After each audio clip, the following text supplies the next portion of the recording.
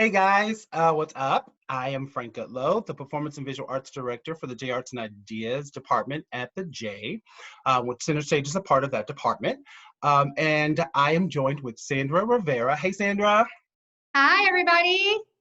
Sandra is the owner of Dancensation Studios, which is located in Louisville, Kentucky. And she's also a performer. She's performed with Derby Dinner Playhouse.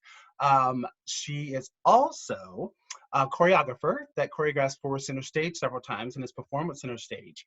So Sandra and I are going to do a Audition 101 class for you, the do's and don'ts of auditioning. Sandra, how many auditions have you been through? So many, I can't even count.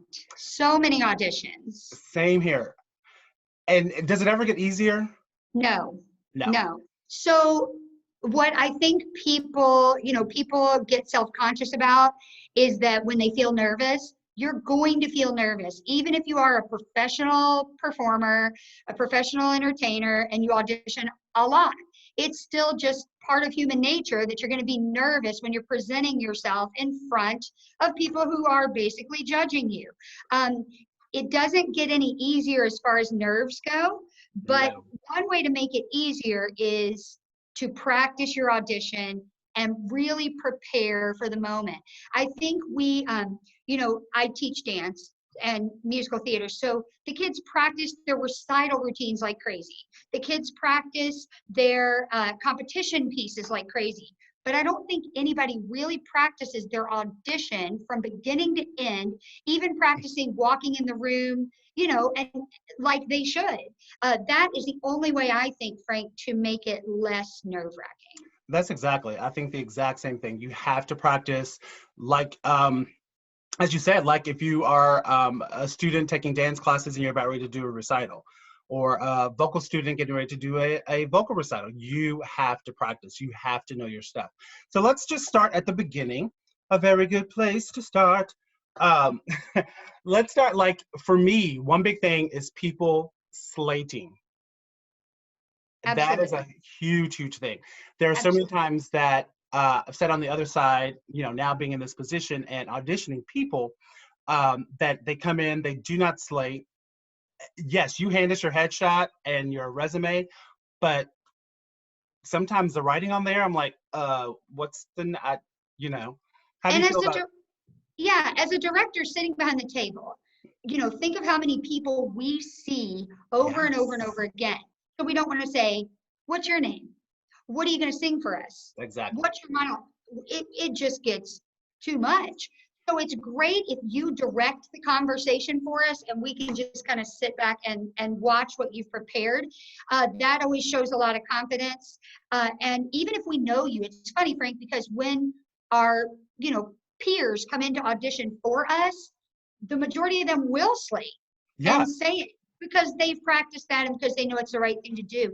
So almost even if you already know us, you can still say, you don't necessarily have to say your name, but it's okay if you do. But you can, definitely say, here's what I've prepared for you today.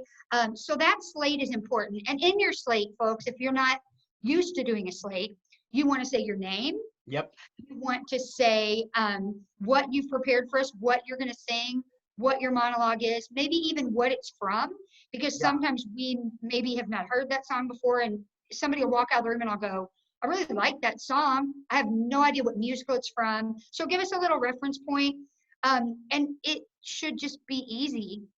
Yeah, it should be. It's funny that you say that, like making sure that you tell us what your song is from, or even your monologue, because there's times that I've heard a monologue and I'm like, oh, I really like that monologue. What was that from? I'm not for sure, Yeah. and songs as well. Many times I've heard songs, and I'm like, I know that song, but what's the name of it? Where is it? What is it from? Mhm. So yeah, I love that. And I always try to write down on my notes, my director's notes, song, getting to know you from The King and I.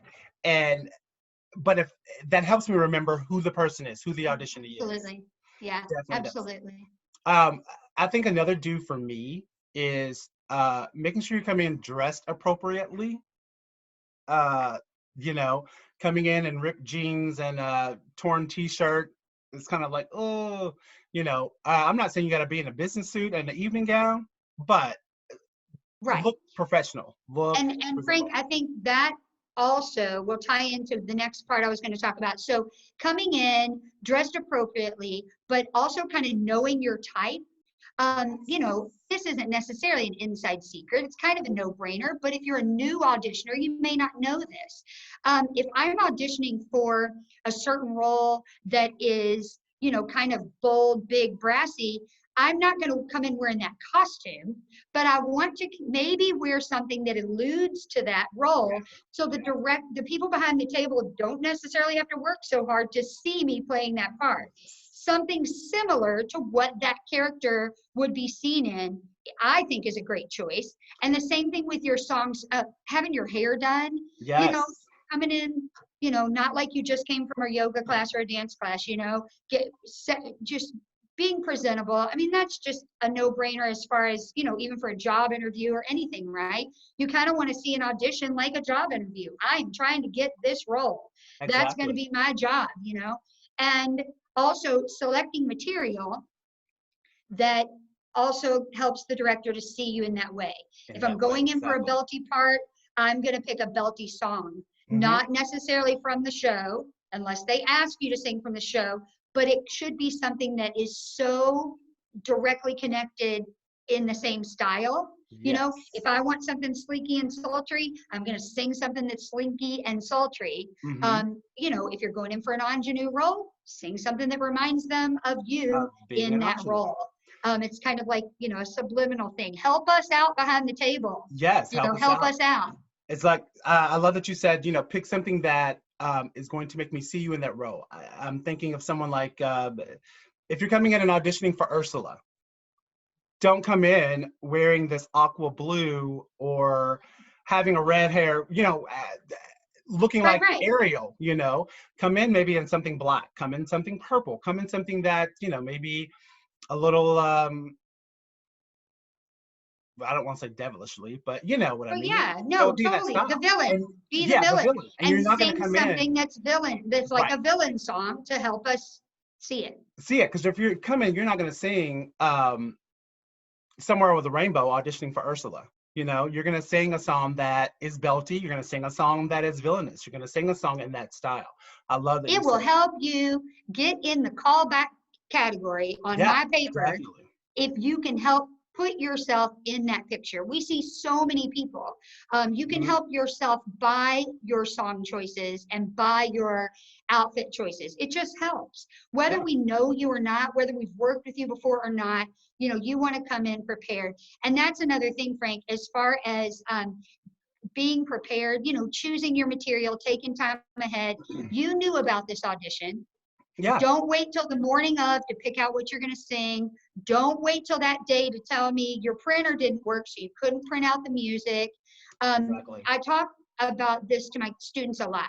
If you come in unprepared, I behind the table, whether I know you or not, think if I give you a larger role, are you going to be off Are you book gonna when be you're supposed prepared? to be? Are you go if you didn't have your monologue memorized and you say, "May I hold the paper?" on the day that I ask you to be off book, you know, fast forwarding 4 months, on the day of asking to be off book, are you going to be the one that's still holding their book? So Exactly. you want us to see you memorized. You want us to see you with song choices that you've prepared, because that will make us want to work with you. And thinking about song choices, talking about going over to your accompanist with music, it will help you a lot if you don't have the book that it came out of, like the actual Yes, book, that's very hard. because your accompanist, remember, they're seeing it for the first time and they don't have somebody there turning pages. And if you've got a book that's trying to be propped open and the pages are wonky, you want to copy this music ahead of time, Mm-hmm. make sure you don't cut off any of the accompanied parts at the bottom. Mm-hmm. And I would put it, I always put mine straight flat across. I copy Kind of tape mine, together. I tape it together in Yes. sequence, so they just have to look at it all the way across. If you do have it in a book, and or if you have sheet protectors on it, like your own binder, not like the bound book, but if you have it in your own binder, you can take those pages out and lay them properly. Make sure those pages are in, if you're in sheet protectors, make sure they're in glare free sheet protectors, Yes, because because many you don't times know what that kind of glare will hit lighting the you're going to sheet. get. If Yes. they've got a light right over the piano and it's glaring, make sure they're in glare-free matte sheet protectors. And then that you have them so that the accompanist doesn't have to shuffle around. Right. Um, make sure you thank the accompanist. Make Hmm. sure you are kind to the accompanist.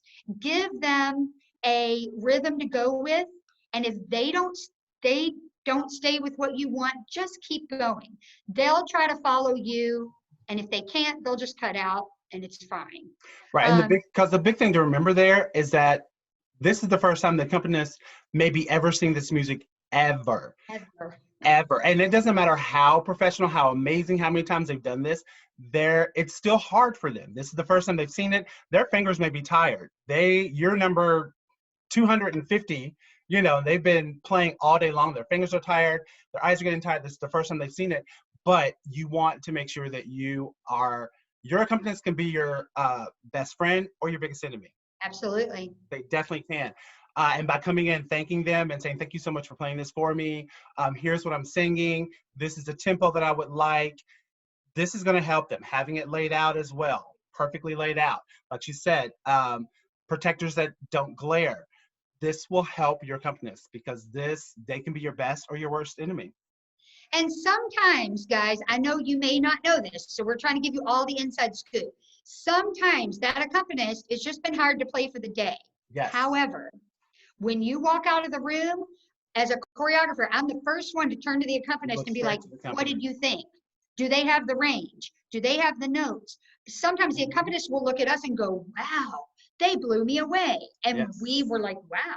So sometimes your accompanist is the musical director that we're hiring for that show, and you may not even know it. Uh-huh. Sometimes they're the musical director, and so they have a big say. And even if they're just hired for the day, we as directors and choreographers ask them and refer to them, and we take a lot of what they say to heart. I might not have had a person called back, but the accompanist changes my mind. Mm-hmm. And so, funny, there's been many times that's happened. I have sat down and met with the accompanist and the choreographer and been like, what do you think of this person? Can they dance this role? They'll say, well, yeah, I think they can, or I think I can work with them. I saw enough there to be able to work with them. I think they can do it. Can they sing this role?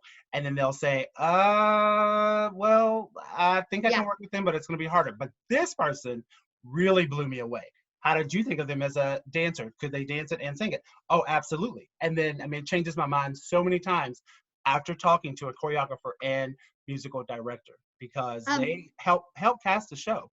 And Frank, I had a Broadway person, Broadway dancer, come in by video just a week or so ago and taught my students an audition tips class, and I was listening in, and they said something that I never thought of before, but I'd like to pass this tip along to you as well. They said it's kind of taboo. You're never supposed to snap at an accompanist, and I never thought about that. I don't mean like snap. I don't think about that either. I mean like this kind of snap. Right. It comes off. They said if they're not playing the tempo you want and you're like da da da da da da, it comes off a little grating, and that it's nicer to like maybe tap your hip or sway along versus like a snap, because a snap just comes off a little bit rude. And I never even thought about that. I might snap and say, here is the tempo I want. They said not so much. When you're performing it, don't start snapping. Maybe tap your hip or sway along. Don't look at them and be like, come on. I think that is just a no for your accompanist. Do it at the tempo that you're doing it, and they will follow you. Let them follow you. Don't try to snap them into tempo. You keep singing and they will come to you, and if they don't, just keep going. But and that's coming from a Broadway performer, people. A Broadway performer is selling this information, which that's good. And like I said, I never thought of that. Have never thought of that. And with you saying, if the accompanist loses and they don't, you're singing. My very first professional gig that I ever did with a touring company, Blew Up of Players, I was singing a song. They had the window open, so all my papers blew off the piano. So they like totally lost it, but I kept right on singing. kept going, Yeah. and I got hired. And that's where I got my start of being a professional performer, and which has led me to Yeah. this place. So it's always keep going. I have had more accompanists butcher numbers than play them along with me properly because they've never they've never accompanied you before. I mean, Right. it's just a real fluke if it goes, very exactly the way you've been Exactly practicing perfect. at home. So the more memorized you are on that piece, the better, because you can keep going without them if need be. Um, Right. and and remember too, comes from an accompanist that we use a lot. She gets very upset when things aren't copied properly. And if you copy sheet music that it just has the vocal line and doesn't have the line for the Yes. accompanist to play, sometimes that That's happens. hard. Sometimes people just don't know any better. So make sure the sheet music that you're bringing in has the piano line for the accompanist to actually play. Yes. And if you're not for sure because you don't read music and you're like, why do I see notes up there? Go to someone, ask them, does this have the notes for someone to play music, or is it just my vocal notes? Make Yes. sure you do that, because that's very, very, very important. If you don't take a voice lesson on a weekly Mhm. basis, certainly you have plenty of outlets, and you could always reach out to Frank, or anybody Yeah, at Center Stage could definitely. help you. I know Erin's got some voice lessons that she's teaching. You can always reach out to a voice teacher and ask, can I pay you for a 1 hour lesson to prep me? And then they Mhm. can play it along with you or make sure that your accompaniment works for that audition versus Mhm. being blindsided when you get in the room. All of a sudden, it's in a totally different key than what you thought it was, because that is not a That great happens quite feeling. often. Since Not a we're great feeling. talking about singing, um, please make sure that when you pick a song, it's a song that is going to show your vocal range. So many times people pick a song that does not show their range, that does not do something. And there's been times that I've asked the pianist, could you please vocalize them? And then Yep. they hit these notes or belt out these notes. And I'm like, well, then why didn't they pick that song, a song that had these notes in it to sing? Because otherwise, I mean, never would have known had I not have heard something and been like, I think I need to vocalize them. So please Mhm. make sure you pick songs that are going to show your range, it's going to tell a story. And when you're up there auditioning, don't just sing the notes. Tell me the story of the song that you're singing. Yeah. Tell us all Be the story of that song. be ready to vocalize, because that happens Yes. a lot. Be ready to vocalize. And you know what? I mean, if you're not a high soprano, you don't need to apologize for that. Right. Vocalize to where your range, flips into the head voice, and let it be. You Exactly. have to bring the best you to the ball game. Don't Exactly. worry when you go to vocalize, oh no, they're going to find out that I'm not. Oh well, Oh, there's well, that's nothing it. we can do to change that. So Exactly. just be confident in what you're bringing to the table. Yes. Frank, also what I wanted to talk about a little bit too was when you're performing for us, Uh-huh. when you're singing for us, it is fine with me, and feel free, Frank, to let me know any different, that if you look at us a little bit, that's great, but I'm really great with performers that sing to the balcony, sing to the audience. I like for you to perform the way I'm going to see you on stage. I Yes. am fine if you're giving it, to the balcony and Mm-hmm. really Mm-hmm. performing, and don't worry too much about getting hung up with eye contact. Right. I am totally fine with that. I usually like to look just above the people's head, and Yeah. I see my audience out there above their head. I will still try to make some eye contact here and there with them, Yeah. but I perform out as if I'm performing out for people. I Yeah. love that. Yes. Yes, yes, yes. Definitely. And think about this, there might be something funny in your song or funny in your monologue where you have to like break that wall and come to the director and then Yeah, come back. That is a really that's fine. fun thing that could set you apart. If there's a joke or something funny, you can hit us with it, but Mm-hmm. then go back. So don't feel like you have to keep eye contact with us at all times. That has changed over the years. I remember when I first auditioned, we were right, kind of really more connected. And Mm-hmm. now I think it's more presentational, and it's cool Yeah. not to look at the director. So Yeah, anyway, yeah, I think that. I definitely think that. And I'm also okay. I know people have different feelings. They're like, you should never move when you're singing a song, and you should just stand and sing the song. I'm okay with a little movement, not choreography, not getting up there right. and dancing your song, because I am trying to hear you sing. But across here, across there, and really actually performing the song, I'm Mhm. totally. I love that. I love that. Yeah. That tells me and shows me, oh, you're feeling this song. Oh, good intuition to cross on this verse. Or I love that. That is such a good one, Frank. I always talk about only if there's a motivation for it. Like if Yes. you want to tell this story, tell this, whatever. But a little bit of movement is great. But this is something that kids do a lot. So I put this in a lot of my audition prep for my students, but it happens in grown-ups too. So the fidgeting is the Oh, dead giveaway that you are scared to death. You might sound beautiful. If you are pulling on your shirt yes. the entire time you're singing, that's a dead giveaway. Hands by your side. I even coach people to put their hands behind their back in like a relax, like this behind your back. Mm-hmm. At some point, like, and behind your back, you're holding on to that arm so that it doesn't pull on your shirt. Yes. Any kind of fidgeting, like a lot of girls, they pull on their skirts while they're singing. No. Yes. So Don't do feel it. free to lock your hands behind your back if that's going to help us not be distracted by your fidgeting. Mm-hmm. And the same thing with your body movement. Don't move, don't fidget. Like step dig. Don't keep doing this fidgety weird thing. Either plant or move with a purpose. Yes. But watch out that you're not fidgeting. And that's where practicing comes in. Mm-hmm. Get in front of the mirror, practice what you're going to look like in front of us, and then you'll know what you're putting out there because you've practiced. Yeah. Even if you have to get your family together, if they will do it, and audition in front of them, or friends when we're able to get around people again, but audition in front of them, that will help ease your nerves some. Definitely will help with that. Anything else about singing that you can feel, that you think of?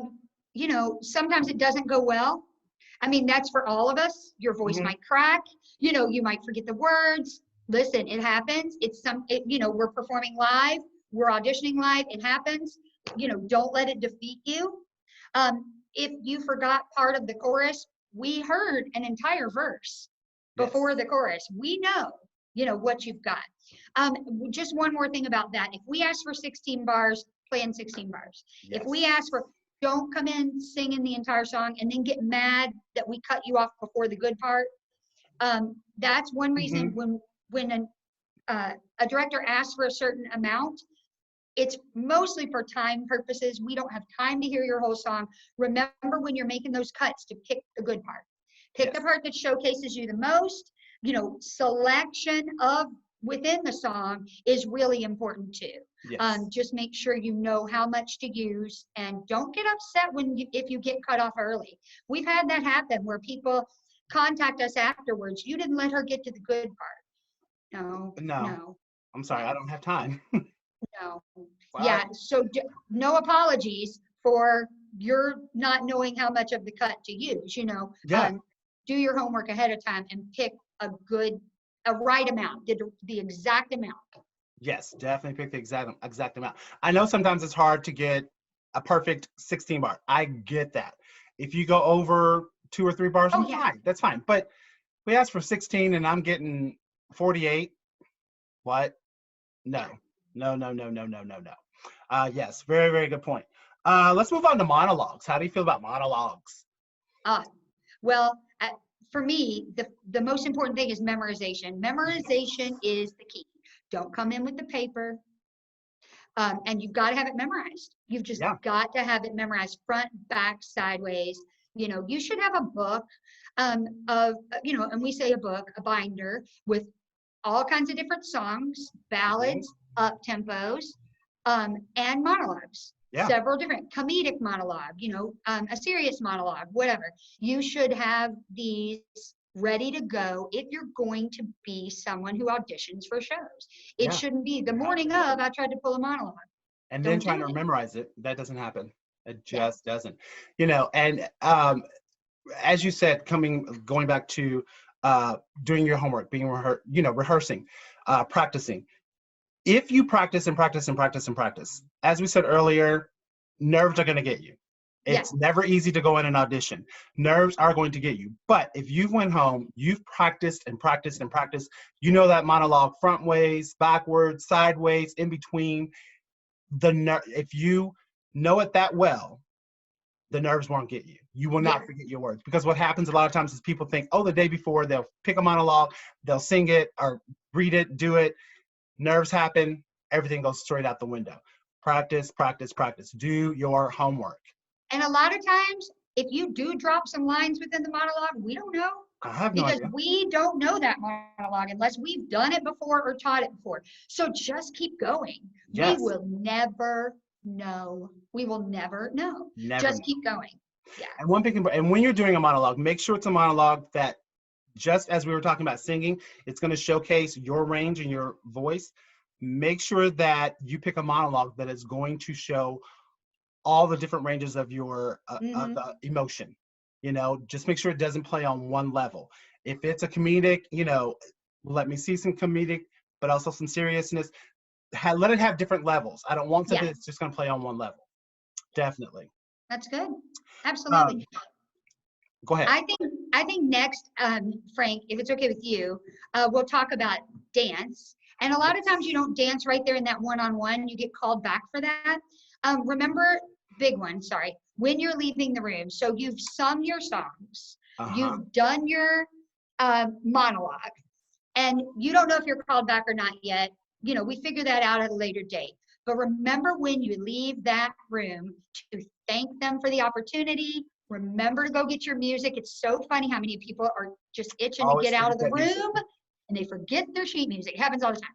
Anyway, when you go get your music, thank that accompanist. You know, I know I train kids this way, and this should be a no-brainer for grown-ups and adults that are auditioning, but it's not. We want to work with people that are polite, that bring a good energy to the table. And we want to cast people like that because we're going to be working with you in close quarters for weeks at a time. We're going to be working with you late hours. We're going to be asking you to do it over and over and over again. And we want people that we think are going to be nice to work with during the process. Yeah. So just that thank you on the way out the door. Thanks for the opportunity. I hope I get to work with you. That goes a long way with me. Goes a very long way especially with young actors. I know they've been trained. If they say thank you on the way out the door to their accompanist, I know somebody taught them how to audition. I know they've been trained. If they slate, I know somebody taught them how to audition. 9 times out of 10 people leave the room and they don't say thank you. They don't say, I hope I get to work with you someday. They just leave. And so just a little tidbit, you know, coming in with the right energy, coming in grateful for the opportunity will get you far, I think. Yes. But then if you are called back for the dance call, that just me saying that dance call, I already know that put fear in like several of you. Oh my gosh, the dance call. Listen, for dancers, the vocal audition was the scary part, you know? So for some of you who are like, oh, the dance call, well, for some of us, the vocal part might be the scary part or the acting part, right? Yeah. But if you are called back to dance, and if you are not a trained dancer, there is nothing you can do about that in the next 15 minutes. So don't panic about the dance call. Again, you will do the steps that you can do. And we will be able to see what you bring to the table. But I was talking to Frank, and I'm really excited to hopefully bring another class to you guys through the J Arts and Ideas that is a basic audition dance class. So for those of you who don't audition frequently, who are not professional dancers, who like to audition and be a part of shows at center stage and know that the ensemble is usually for you, which is cool. I made a living working in the ensemble. Don't get me wrong. Same here. I was cast much more in ensemble roles than ever leads. Yes. And you know, for those of us who work in the ensemble a lot, we know that's where the fun is, right? But for those of you who feel like I want to be a part of the show, I want to be in the ensemble, I wish I knew more dance that they need for that.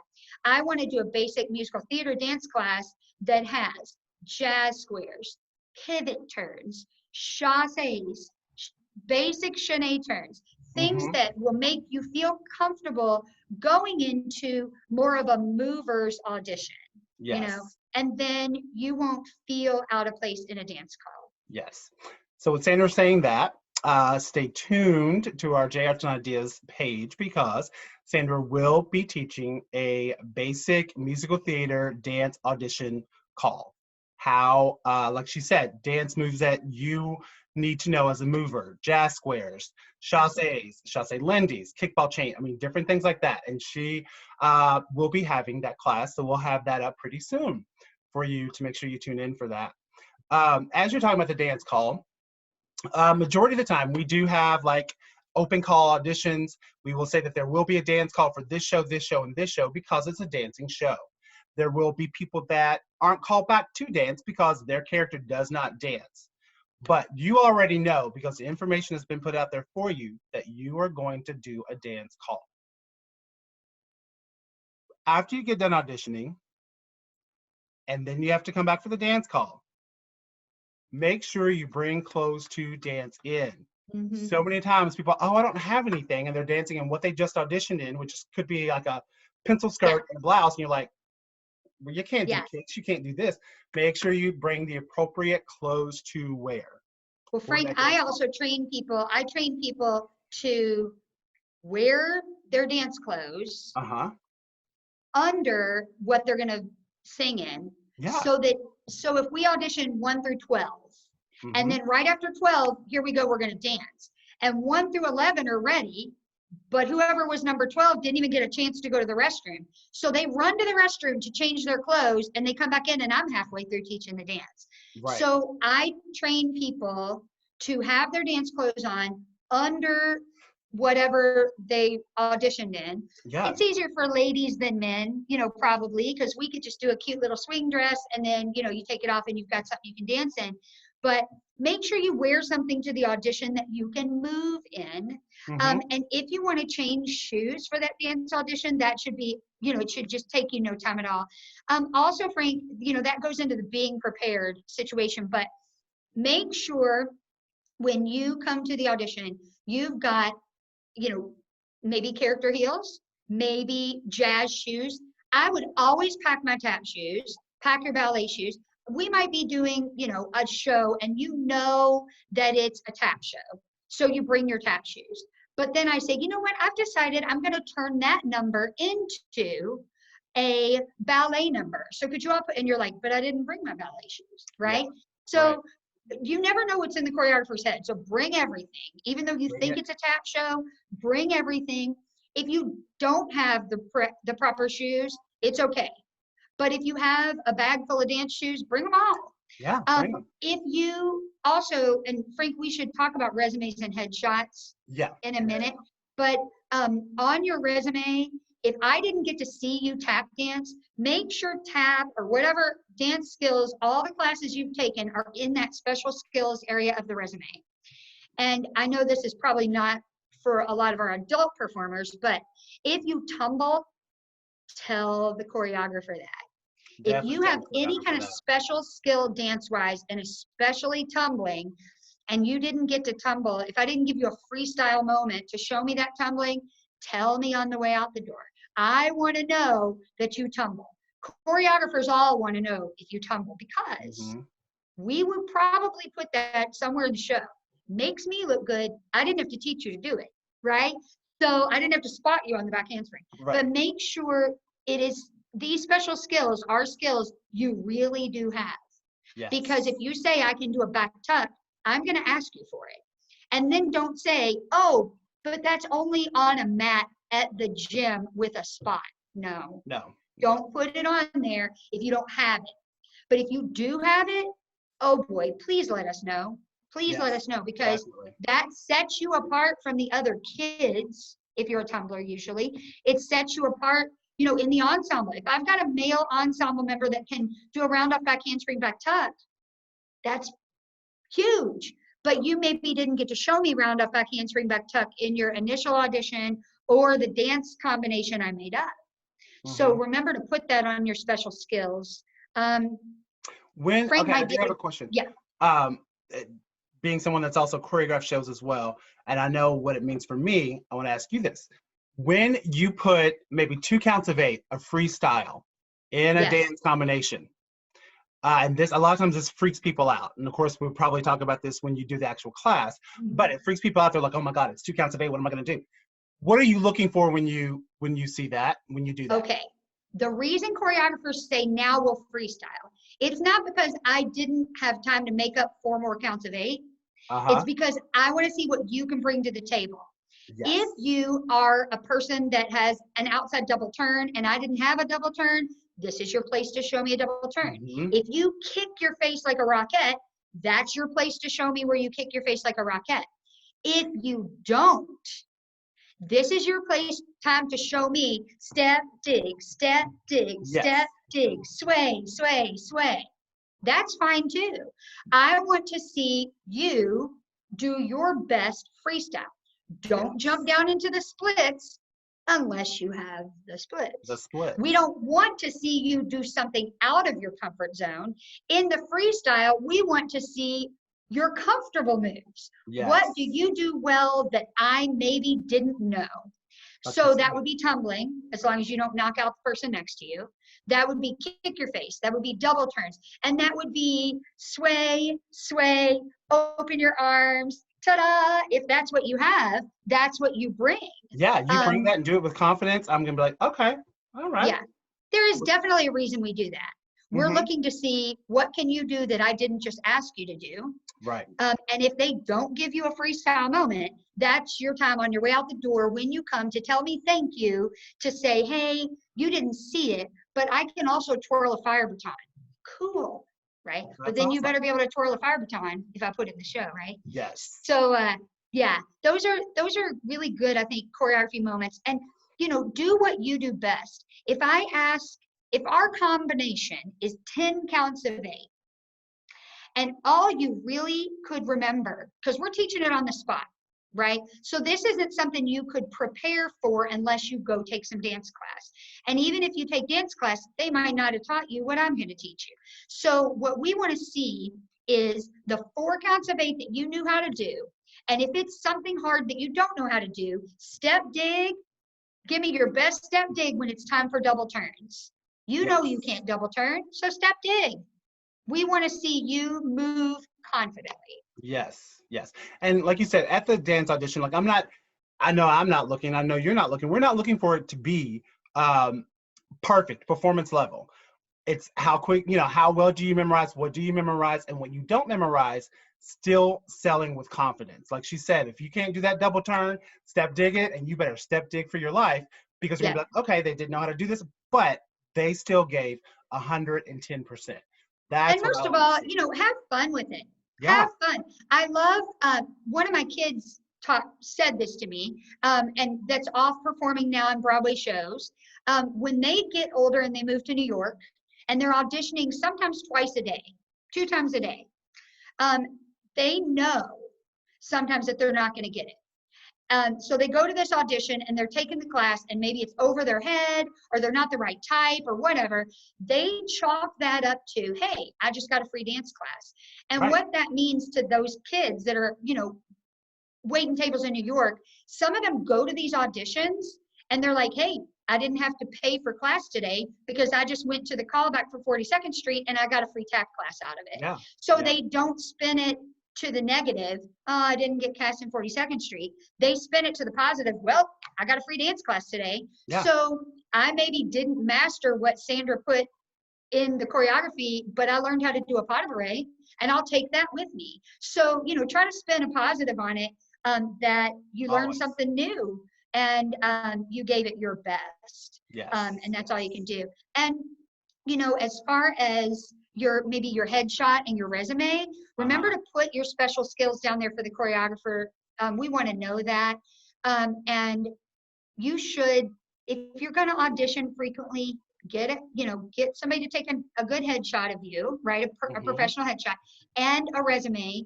But now it's so easy. I mean, you can go online and look up what a format is for a musical theater resume. You can look at what a headshot looks like. Black and white's okay, color's okay. They go back and forth. Several years ago, it was black and white. Then it trended to color. Then it trended to outside. Then, so as long as you've got a headshot that you're giving to us, that's great. Yeah. We need those things if you're going to be auditioning. And of course, if you have any questions about headshots or resumes, you can reach out. They would love, Yeah, they'd be definitely reach out. glad to help you at J Arts and Ideas. They Mm-hmm. could give you references for headshots. You don't have to spend a whole lot of money or join a modeling agency to get a To get a headshot headshot. done. No. We have great references we could pass along to Yeah, you guys for that. definitely have lots of references that I can pass along. Very, very happy to help anytime. Just email, let me know. Be ready to help anytime in any way. Well, I think we're about running out of time, but Yeah, that was so much fun. That was awesome. I thank you for all of your advice, Sandra. of Thank you, course. thank you, thank you. So, so awesome to have just another person to also give what they look for in auditions because, as I say, guys, it's not always just up to me. I reach out to my musical director, I reach out to the choreographer, say, what do you think of this person? How do you feel that they would do in this role or that role? It's a joint thing. It's Yeah. always a joint thing. And sometimes like we have to discuss, go back and forth and say, well, no, I think it's this one. Well, what about that one? We go back and forth a lot of times. And But just remember, if you don't get called back, that doesn't necessarily mean you're not cast. exactly, it does So you not mean should that at all. never get nasty about that because maybe we're still Never. in the casting process. And if you come Yes. back at us with, why didn't you cast me? Why didn't you call me back? Not so great for the fact that we haven't done it yet. And you maybe didn't get called back because we just don't need to see you again. We know what you have. You know what you We're can do. still deciding between other people. Yes. Don't get upset about that. And then, also, if you don't get cast, don't get upset about it. Don't It get is upset. not your decision. It's not. Somebody else gets paid to make these choices. It is what it is. You are not going to get cast every time. Take that, let it make you a better actor, come back Hmm. stronger next time. It may not be right for you this time, it'll be right for you next time. You cannot take that to heart as an actor. Cannot take it to heart at all. I mean, if I could, yes, and we had a stage that was large enough, I would cast a cast of 100, but come on, let's be real. We can't. And there are no shows that have a cast of 100. Usually our shows are anywhere from 20 to 25 people at the most. Yeah. So like Sandra said, can't cast everyone. Do not take it personally. It's just that wasn't the show for you, or the role that you auditioned for just wasn't that role. So like she said, don't get nasty or anything like that because it's not going to help you. Not going to help you. I always say that each audition is a learning experience. It's a learning moment, learning opportunity. Take that opportunity, spin it into the positive, Yeah. drive you to become a better auditioner or a better singer, better dancer, whatever it was that you felt you didn't do the best at, It, And I have no problem with someone reaching and emailing and saying, hey, I know I didn't get cast in this role and I really wanted it, but, was there something that I could do to have made you see me in that role? I'll be yeah. happy to email you back and be like, yeah, if you work on this or if you do that, and I think a lot of directors are more than happy to do that, willing to do that because we Feel are here free to to help. ask for feedback. Yeah, feel free to Always ask for feedback in a positive way. in a positive way. We're happy to work with you. Yes. And, we think about that. If we can't cast you one time, we really want to cast you another time. And I also think I always used to do this when I didn't get cast. Give yourself 5 minutes to be upset about it. Bummer. I'm not going to get to, be a part of that show. But we live in a community where there are lots of theater Lots of groups. And theater. once we get back to work, there'll even be more theater opportunities. Take this time to say, I didn't get this one, I'll go out for this one. Right. Or I'm not going to be having to rehearse every Thursday night anymore. So I'm going to take this opportunity on Thursdays to study tap dance. I'm Yeah. going to take this opportunity on Mondays when I would have been in rehearsal for this show to take an acting class. Yeah, Like, definitely. fill that time that you didn't get cast with something that could possibly help you get cast next time. Yeah. Exactly. Well, good. I'm glad that we have ended this on a positive thing and a positive note. I miss everyone. Hopefully, we'll be back into rehearsals and auditions and everything very, very soon.